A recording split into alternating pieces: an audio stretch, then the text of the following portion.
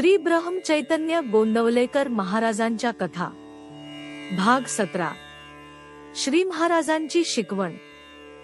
देशकालार्थयुक्तानि हृत्तापोक्षमानीच हरंती स्मरतश्चित्तं गोविंदाभिहितानि मे। अर्थ, अर्जुन स्वतः विषयी युधिष्ठिराला सांगतो की भगवान श्रीकृष्ण माझ्याशी जे बोलत असत ती वचने देशकाल प्रसंगाला अत्यंत अनुरूप अशी असून माझ्या हृदयाचा ताप शमन करणारी होती। त्या वचनांची आता आठवण झाल्याबरोबर माझे चित्त श्रीकृष्णाच्या प्रेमाने वेडे होऊन जाते। श्रीमद भागवत स्कंद 1 अध्याय 15। 1 श्री महाराजांचे जीवन दर्शन। श्री तुकामाईंची पूर्ण कृपा होऊन ब्रह्मज्ञान पदरात पडल्यावर श्री महाराज भारतामध्ये हिंदू लागले। तो मोठा संधिकाल होता। पाश्चात्य संस्कृतीचा धक्का बसून भारतीय संस्कृतीचे बहिरंग तर झपाट्याने बदलत चालले होतेच, परंतु धर्म आणि परमार्थ यांच्या बाबतीत समाजात अत्यंत गैरसमजुती पसरल्यामुळे भारतीय जीवनाचे अंतरंग देखील बदलण्याच्या मार्गास लागले होते। हे अंतरंग बदलणे म्हणजे भारतीयांची अध्यात्मवृत्ती नाहीशी होणे आहे हे ओळखून श्री महाराजांनी आपले कार्यक्षेत्र निवडले। सामान्य लोकांमध्ये एक प्रकारचा ढिलेपणा आलेला होता। तीर्थांचा महिमा कमी होत चालला असून इंग्रजी शिकलेले लोक भगवंतापासून दूर चालले होते आणि भगवंताच्या खऱ्या भक्तीला फार थोडा वाव राहिला होता। देवावर असणारी लोकांची श्रद्धा हळूहळू निस्तेज बंद होती व अनेक नवीन मतांचा आणि संप्रदायांचा सुळसुळाट सुरू झाला होता। त्याबरोबरच कामवासना, ढोंगीपणा, स्वार्थीपणा, लोभीपणा, द्वेष, मत्सर वगैरे भूतावळीने जिकडे तिकडे आपले साम्राज्य पसरले होते। ही परिस्थिती काही काळ अशी चालू राहिली तर समाजामध्ये अनावस्था माजून लोक आणखीच दुःखी बनतील या विचाराने श्री महाराजांना मुळीच स्वस्थ बसवेना। ते लगेच कार्याला लागले। ज्या ज्या गावी ते जात त्या त्या गावी त्यांच्या व्यक्तिमत्वाचा प्रभाव पडून समाजाच्या भिन्न भिन्न थरांतील अनेक लोक त्यांना भेटण्यास येत। स्वतःकडे येणाऱ्या प्रत्येक माणसाला श्री महाराजांनी स्वार्थी प्रेमाने जवळ केले आणि मोठे कष्ट घेऊन अध्यात्मात स्थिर केले। जीवनाकडे बघण्याची एक नवीन दृष्टी प्रत्येकाला देऊन त्यांनी त्यांचे कल्याण केले। श्री महाराजांनी आपल्याकडे येणाऱ्या प्रत्येक माणसाला खरी आध्यात्मिक उन्नती कशात आहे याचा उपदेश केला। प्रत्येकाने भगवंताची आराधना करणे फार आवश्यक आहे, पण देवाने पैसा पुष्कळ द्यावा किंवा मुलगा नसल्यास मुलगा द्यावा किंवा दुखणे असल्यास ते जावे किंवा शेतात पीक चांगले यावे किंवा शत्रूचा नाश व्हावा किंवा परीक्षा पास व्हावी किंवा मुलीचे लग्न व्हावे इत्यादी प्रापंचिक स्वार्थाकरिता देव भजाव्याचा नसतो। अशा रीतीने काही श्रीमंत, मध्यम वर्गांतील पुष्कळ सुशिक्षित आणि गरीब परिस्थितीतील असंख्य व्यक्तींना श्री महाराजांनी भगवंताच्या मार्गावर घातले। श्री महाराजांची बुद्धी मोठी सतेज, प्रतिभा अतिजिवंत आणि अनुभवाची कक्षा फार विशाल असल्याने अद्वैत वेदांतच मोठ्या अभिनव पद्धतीने त्यांनी लोकांच्या गळी उतरविला। कर्तेपणाचा अभिमान पायाखाली तुडवून अकर्तेपणाने कर्म करणारे श्री महाराज एखाद्या विद्वान आचार्यापेक्षा उपनिषदांतील स्वानुभवी ऋषीसारखे बोलताना त्यांचे शब्द सोपे दिसले तरी त्यामध्ये ब्रह्मानुभवाच्या नानाचता सहज उमटायच्या। जीवनाचे हे दर्शन जसे त्यांच्या विचारात व उच्चारात आढळते तितकेच ते त्यांच्या आचारात आढळते। ही फार महत्वाची गोष्ट आहे। किंबहुना जसे ते बोलले तसेच वागले यात तिळमात्र शंका नाही। जीवनाचे दर्शन पुस्तकांतून घेण्याऐवजी प्रत्यक्ष जीवनांतूनच घेतल्याने त्यांची जीवनविषयक दृष्टी अति विशाल व तितकीच वस्तुनिष्ठ होती। प्रत्येक व्यक्तीचे जीवन हे विश्वजीवनाचे एक विशेष व्यक्तरूप असते, म्हणून व्यक्तिगत प्रसंगांतून जीवनाचे मूलभूत प्रश्न कसे आपोआप निर्माण होतात हे श्री महाराज मोठ्या खुबीने दाखवित। या प्रश्नांचा उहापोह ते करू लागले, म्हणजे त्यांचे विवेचन प्रत्येक पायरीवर जीवनातील अनुभवांना धरून पुढे चाले. त्यामुळे ते विवेचन जितके युक्तिसिद्ध तितकेच अनुभवसिद्ध असे. तसेच त्यांचे दृष्टांत साधेच पण अनुभवांना धरून असल्याने फार मार्मिक असत व ते ऐकणाऱ्याच्या मनाची चटदिशी समजूत पटे. ग्रंथांचा संस्कार नसलेली त्यांची भाषा अखंड वाहणाऱ्या ताज्या झऱ्यासारखी अति सहज पण मोठी जिवंत असे. ते त्यांचे बोलणे ऐकून मोठमोठ्या विद्वानांची पुस्तकी विद्या लाजून आपोआपच गप्प बसे. जीवन जगण्यासाठी आहे, शब्दांच्या किंवा कल्पनांच्या किंवा वासनांच्या साच्यात त्याला कोंबण्याचा प्रयत्न केला तर त्यातला जिवंतपणा कोमेजतो, असे ते नेहमी म्हणत. उत्तम जीवन जगणे ही एक मोठी कला आहे, म्हणून जो सिद्धांत व्यवहारात उतरवता येतो तोच खरा, असे श्री महाराज पुन्हा पुन्हा सांगत. कलेमध्ये आनंदाचा अनुभव येतो. कला म्हणून उत्तम जीवन जगणाऱ्यास साक्षात अनुभव येतो. हा अनुभव येण्यास आपण आपले मित्र बनून खऱ्या मीचा शोध लावला पाहिजे, अशी त्यांची ठाम भूमिका होती. 2. जीवनात दुःख का? उत्तम जीवन जगावे असे प्रत्येकाला वाटते, परंतु जीवनातील दुःख त्याला तसे करू देत नाही. या दुःखाचे कारण काय ते शोधून काढा, असे श्री महाराज नेहमी सांगत. जाणते लोक माणसाला प्राण्याच्या वर्गात बसवतात. शास्त्रदृष्ट्या माणूस हा प्राणी असला तरी त्याच्यामध्ये आणि इतर प्राण्यांमध्ये एक मोठा महत्त्वाचा फरक आहे. मी प्राणी आहे ही जाणीव प्राण्याला नसते, तर मी माणूस आहे ही जाणीव प्रत्येक माणसाला असते. मीपणाची जाणीव नसल्यामुळे प्राण्यांचे जीवन निसर्गाला अनुसरून चालते. त्यांच्या जीवनात फक्त इतर प्राण्यांपासून त्यांना भय असते. पण माणसाला मीपणाची जाणीव असल्यामुळे त्याचे जीवन निसर्गाला अनुसरून चालेलच असा भरवसा नसतो. त्याच्या जीवनात त्याला इतर माणसांपासून भय असतेच, परंतु त्याहूनही भय स्वतःपासून असते. तो स्वतःचे शत्रुत्व करू शकतो. मीपणाच्या जाणीवेमध्ये मोठे सामर्थ्य भरलेले आहे. भलत्याच मार्गाने त्याचा उपयोग केला तर माणसाचा आत्मघात होतो.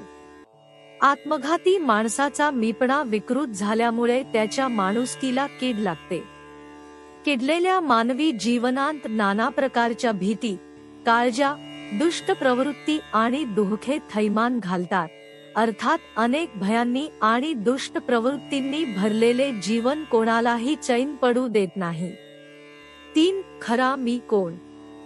मीपणाच्या जाणीवेतून प्रकट होणारे सामर्थ्य माणूस जेव्हा आत्महितासाठी वापरतो तेव्हा तो स्वतःचा स्वतः मित्र बनतो. मीपणाचे सामर्थ्य माणसाच्या बुद्धीमध्ये राहते. माणूस म्हणजे शरीर, मन व आत्मा यांचा संगम होय. माणसाची बुद्धी एखाद्या दुधारी शस्त्रासारखी काम करते. तिचे तोंड आत्म्याकडे वळवून ती आत्महितासाठी वापरली तर माणसाला आत्मसुख भोगायला मिळते, अर्थात माणूस देव बनतो.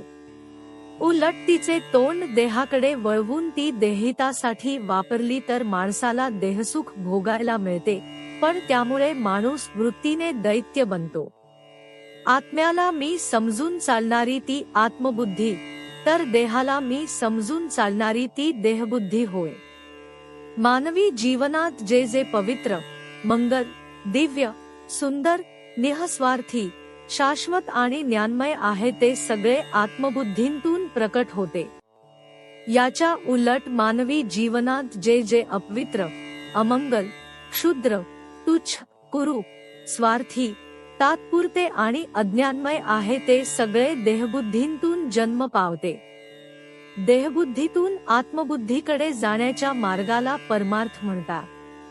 प्रत्येकाच्या हृदयात राहणारा आत्मा हाच खरा देव आहे. देहाचा विसर पडला की देहाला देवपणा येतो.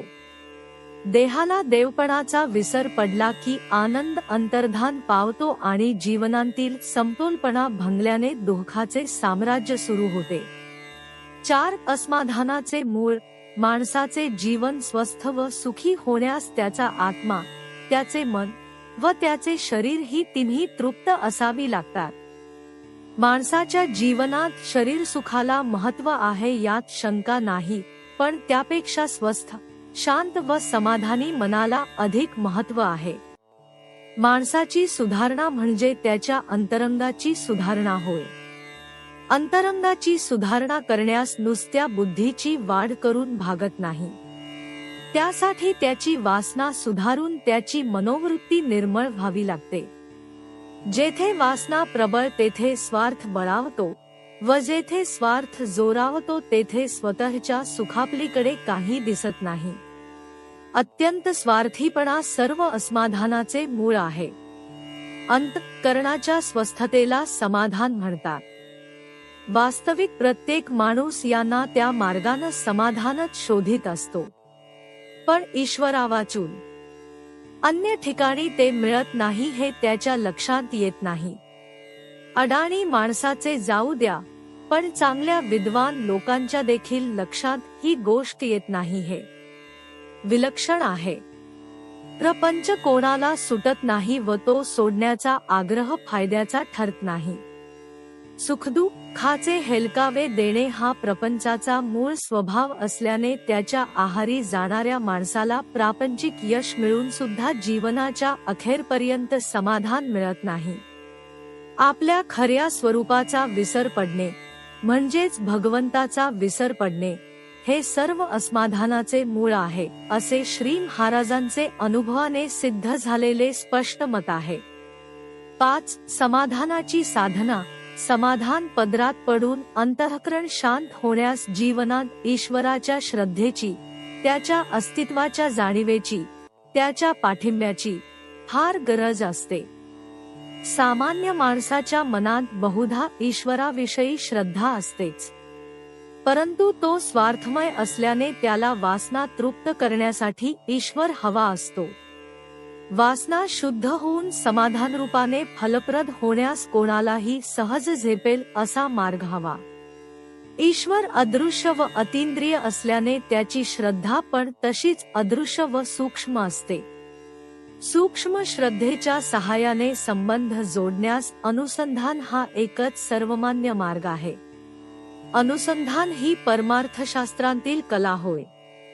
प्रपंचाच्या खटपटी चालू ठेवून अनुसंधानाची कला साधण्यास भगवंताच्या नामासारखा सोपा पण खात्रीचा, तसेच सर्वांना साध्य आणि शेवटपर्यंत किनाऱ्यास पोचविणारा अन्य मार्ग नाही, असे श्री महाराजांचे निःसंदिग्ध मत आहे. अनेक सामान्य प्रापंचिकांना नामाच्या जोरावर अनुसंधानात तयार करून श्री महाराजांनी आपले मत कसाला लावले. किंबहुना यामध्ये श्री महाराजांची करामत आढळते. प्रपंच कर्मम्य आहे, दृश्य आहे, म्हणून देहाला धरून आहे. मन वासनामय आहे, अदृश्य आहे आणि सूक्ष्माला धरून आहे. म्हणून अनुसंधान साधण्यास देह वाहावा प्रपंचातील कर्माला आणि मन वाहावे भगवंताच्या नामाला. अर्थात प्रपंच करीत असता कर्तव्याची जागृती राखून त्यामध्ये भगवंताची अखंड स्मृती ठेवली तर कोणालाही समाधानाची प्राप्ती होऊ शकते. हे श्री महाराजांच्या उपदेशाचे सारसर्वस्व आहे. इतकेच नव्हे तर या तत्वाचा प्रत्यक्ष यशस्वी प्रयोग त्यांनी आपल्या जीवनात करून दाखविला. 6. समाज जीवन. व्यक्तीचे जीवन सामाजिक जीवनापासून वेगळे काढता येत नाही. जीवनाला विविध अंगे आहेत हे खरे, पण समग्र जीवन एकसंध असल्याने त्या अंगांना वेगळे काढून जीवनाचे तुकडे पाडता येत नाहीत, असे श्री महाराजांचे स्पष्ट सांगणे आहे. सामाजिक जीवन सुखी, समाधानी व प्रगतीपर राहण्यास समाज जीवनाची विविध अंगे समतोल, निरोगी आणि जिवंत असावी लागतात. सामाजिक जीवनात राजकारण, अर्थकारण, युद्धकारण, समाजकारण इत्यादी अंगांना महत्त्व आहे यात शंका नाही, परंतु त्या सर्वांपेक्षा नीती व धर्म यांना अधिक महत्त्व आहे. अन्न, वस्त्र, आसरा आणि कामवासना या मूलभूत गरजा भागल्या वाचून माणूस नीट जगू शकत नाही. हे जरी खरे असले तरी सदाचरण आणि ईश्वरावर श्रद्धा या दोन मूल्यांवाचून मानवी जीवनाला पूर्णता येत नाही. समाज जीवनाचे बाह्यांग सुधारण्यास यंत्रांनी मदत केली हे कोणी नाकबूल करीत नाही, परंतु समाज जीवनाचे अंतरंग सुधारण्यास त्याचा उपयोग होत नाही. ज्ञान संपादन करणे हा बुद्धीचा स्वभावधर्म आहे. आत्म्याकडे म्हणजे देवाकडे पाठ फिरवून देहाला सर्वस्व मानणारी बुद्धी त्याला सुख देणाऱ्या जगाचे ज्ञान करून घेण्यात मग्न होते. त्यामुळे शरीराला अमाप सुख देण्याची सोय होते हे खरे, पण मानवी जीवनाचा केंद्रबिंदू जो आत्मा तो मात्र उपेक्षित राहतो. म्हणून देहाची मोठी सोय होऊन देखील समाजातील माणसांचे अंतरंग सुधारत नाही. ज्या समाजात प्रत्येक जण स्वतःच्या सुखासाठी धडपडतो तेथे अस्वस्थतेचे व संघर्षाचे साम्राज्य असते. ही अस्वस्थता नाहीशी होऊन एकंदर मानवी जीवन शांत व आनंदमय बनण्यास माणसाची दृष्टी आत वळली पाहिजे, अंतर्मुख झाली पाहिजे. ती तशी वळण्यास भगवंताच्या नामासारखा दुसरा उपाय नाही. 7. प्रपंचात परमार्थ करण्याची युक्ती. प्रपंच स्वतः वाईट नाही, तर ज्या आकुंचित दृष्टीने आपतो करत तिने तो दुःखमय होतो. जितका आकुंचितपणा जास्त तितके दुःख ही अधिक पदरात पडते. या आकुंचितपणालाच ममत्व, माझेपण किंवा आसक्ती असे म्हणतात. आसक्तीचे केंद्र म्हणजे आपला देह असतो. देहावरील प्रेम कमी करण्यास भगवंतावर प्रेम करावे लागते. मानवी जीवन म्हटले की त्यामध्ये आरोग्य आणि आजार, सुदैव आणि दुर्दैव, सज्जन आणि दुर्जन, चांगले आणि वाईट, बरोबर आणि चूक, उच्च आणि नीच, दिव्य आणि क्षुद्र, पवित्र आणि अपवित्र, या सर्व गोष्टी अनुभवास यायच्याच. त्या सगळ्यांना भगवंताच्या इच्छेची पार्श्वभूमी दिली की सर्व शुभाशुभ प्रसंगात मनाचा समतोलपणा टिकतो. इतकेच नव्हे तर जीवनात विश्वाला व्यापणाऱ्या विशाल जीवनाचे दर्शन घडते. उदाहरणार्थ लौकिकदृष्ट्या चार चौघांसारखा प्रपंच व व्यवहार करणारे श्री महाराज अंतर्यामी भगवंताच्या प्रेमात पूर्णपणे रंगून गेलेले होते, पण त्याच कारणाने प्रपंचांतील सर्व प्रसंगांना, चालीरीतींना, सणांना, उत्सवांना, पूजादिकांना, नित्यनैमित्तिक कर्मांना आणि लढाईसारख्या संकटांना देखील ते चटदिशी अध्यात्माचा रंग चढवीत आणि त्या प्रसंगात व कर्मात भगवंताचे अनुसंधान कसे भरावे ते समजावून सांगत. त्यांच्या या युक्तीची कल्पना येण्यास 1-2 उदाहरणे पुरेत. दसऱ्याच्या दिवशी सीमोल्लंघन करायचे असते. श्री महाराज म्हणत की आजपर्यंत आपण देहबुद्धीच्या म्हणजे स्वार्थाच्या सीमेंत किंवा बंधनांत राहिलो, आता दसऱ्याच्या शुभमुहूर्तावर देहबुद्धीची सीमा ओलांडून स्वार्थाला मागे टाकून आप भगवंताच्या राज्यात प्रवेशावे.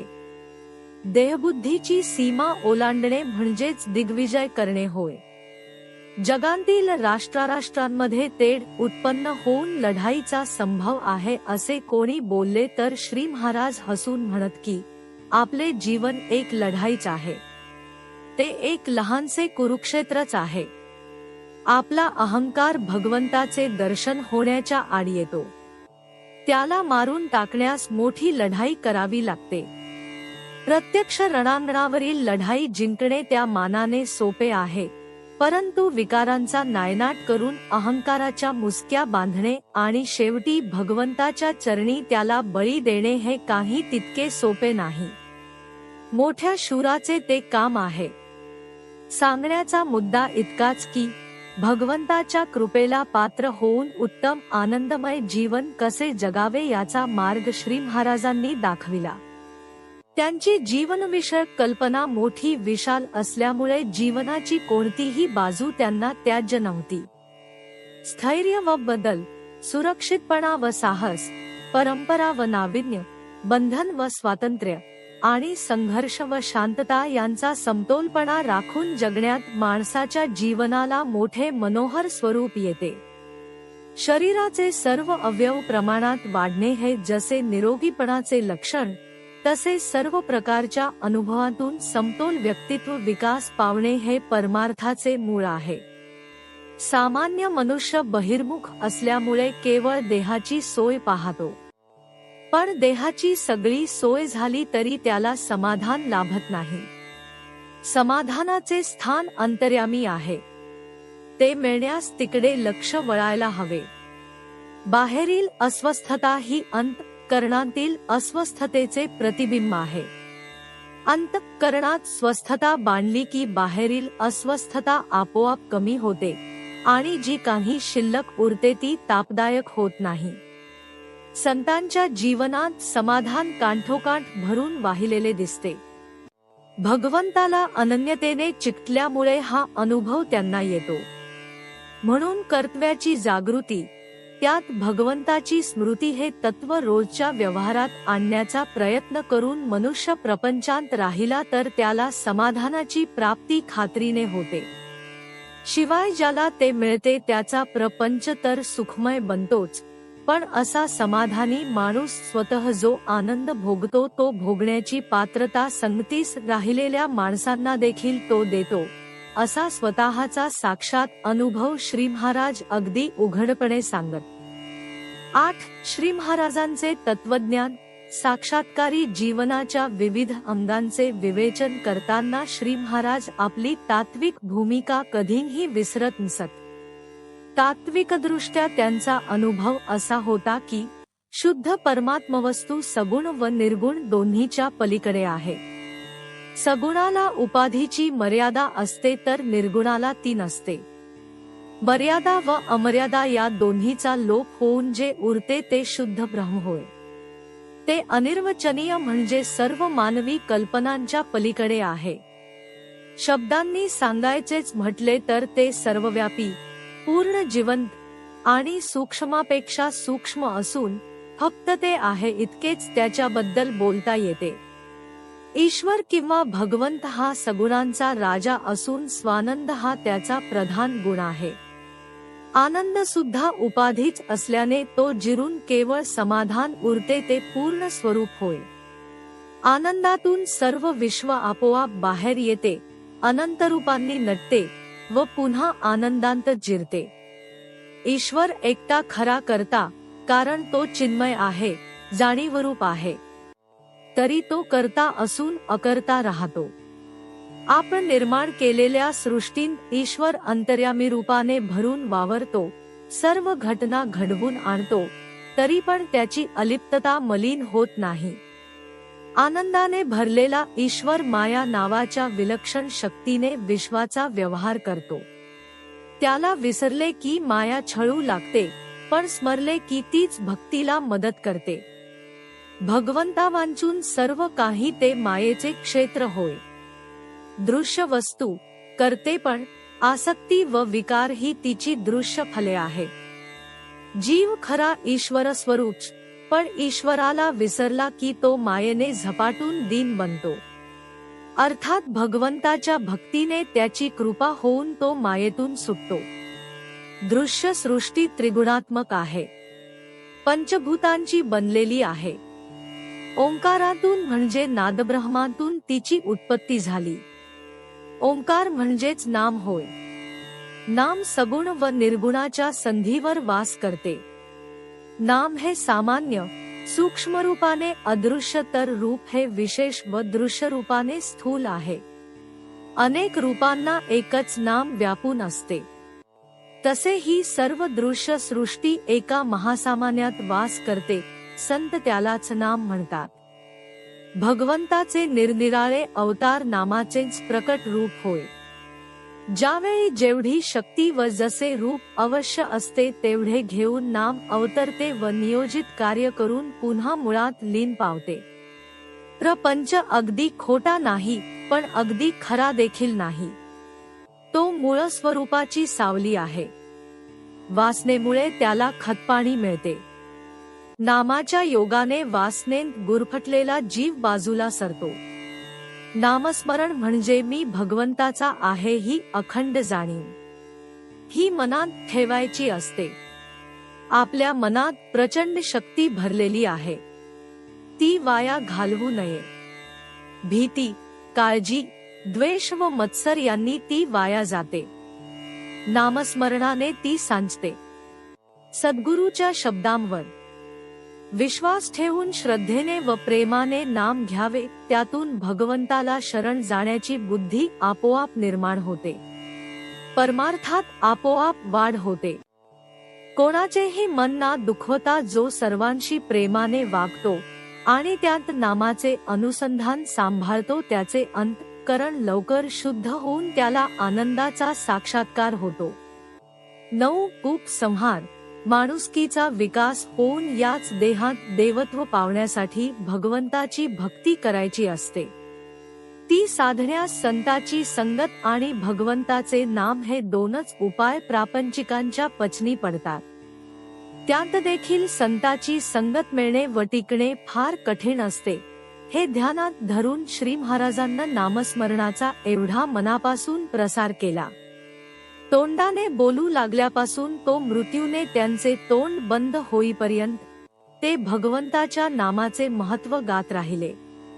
नामस्मरणाला कसलीही अट नाही, कसलेही बंधन नाही. त्यात सत्संगती लाभते व भगवंताचे चिंतन आपोआप घडते. चिंतनातून अनुसंधान उदय पावते आणि अनुसंधान पक्क झाले की स्वतःच्या हृदयांतच भगवंताचे दर्शन घडते. खरे अध्यात्म कशांत आहे याबद्दल सविस्तर विवेचन करणारे अनेक संस्कृत प्राकृत ग्रंथ आपल्याकडे आधीच असल्याने आणखी एक नवीन ग्रंथ लिहिण्याच्या भानगडीमध्ये श्री महाराज पडले नाही. श्रीमद्भगवद्गीता, नाथांचे भागवत किंवा श्री समर्थांचा दासबोध यांपैकी कोणत्याही ग्रंथाचे सूक्ष्म वाचन करावे असे ते सांगत, परंतु हे ग्रंथ देखील योग्य दृष्टीने कळणे कठीण होऊन बसल्यामुळे श्री महाराज त्यांच्यावर निरूपण करीत असत. शिवाय कोणी त्यांना भेटण्यास आला असता ते अत्यंत सुलभपणे व रंजकतेने, कथारूपाने वा दृष्टांताने परमार्थ समजावून देत. अशा प्रसंगींच्या उद्गारांतून तसेच त्यांच्या स्फुट प्रकरणातून व पत्रव्यवहारांतून जागोजागी विखुरलेली निवडक रत्ने पुढील प्रकरणात दिली आहे. ही मनन केल्यास श्री महाराजांची शिकवण बरोबर ध्यानी येईल. जानकी जीवन स्मरण. जय जय राम. श्रीराम जय राम, जय जय राम.